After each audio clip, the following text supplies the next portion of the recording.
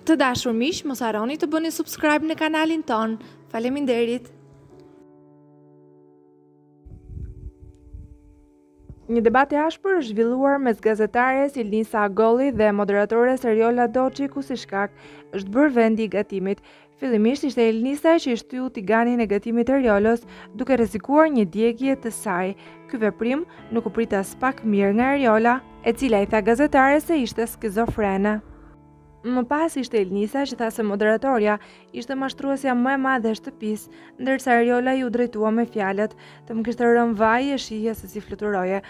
Situata u atërua edhe më shumë teksa Ilnisa i tha Eriolës kështu të kanë edukuar prindrit, duke prekur Eriolën në pikën e saj të dobët, pasi është rritur pa babain e saj, i cili ka ndruar jetë kur moderatorja ishte ende e vogël.